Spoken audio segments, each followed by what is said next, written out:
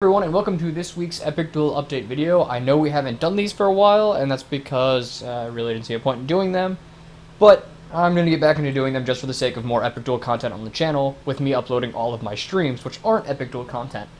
So you get more EpicDuel content this way.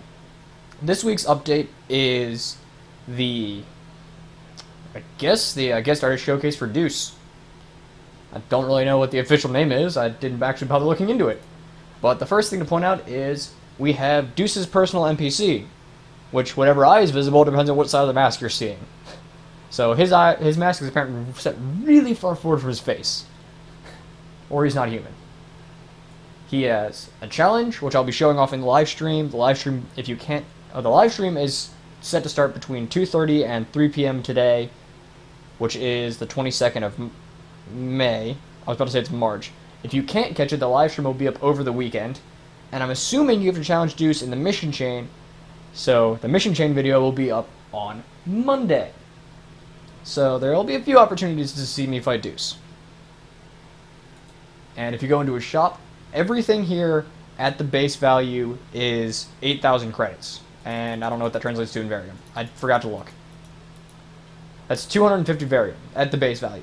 You get 2 different Tommy guns, an AK. The golden one and the energy one actually have different stocks, which I did notice.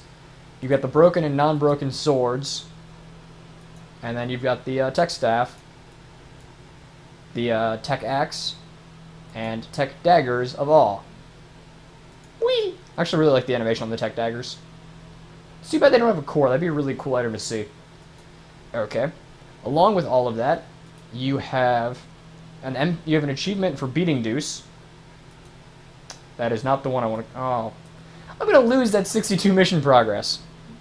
Oh well. The things I do for you guys. So if you go into your achievements, and you go into bosses, you get Deuce's defeat, which is the same as defeating the Void King.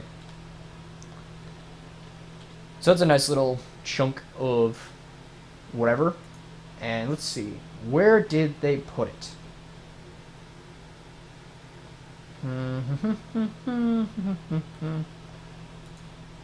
It's not a war one. Is it an ultra rare one?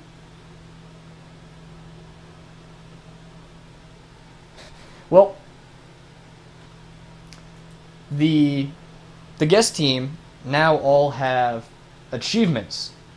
So if someone claims to be on the guest team, you can go to their character page and look for EpicDuel and then their position.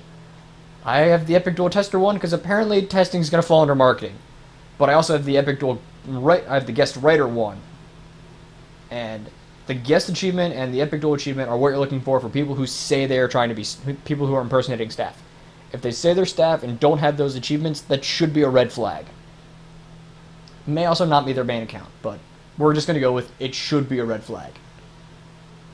And let's see here. We have some new legendary items, which I can't show you because I'm not a legendary character. You have a claw, a mace, a staff. You have a sword. I think those are swords. Sinful Slayer and Sinful Pride. I want to say they're... they could be mutating weapons. I don't really know. I don't know what they are, but they are in the legendary shop. And then you have the war armor, which was shown in last week's design notes as the white and green and black armor is the war armor. The helm is not locked on that armor, so you can go and put whatever helm on there, which is a nice segue for me to go into character creation and show you we have some new hats.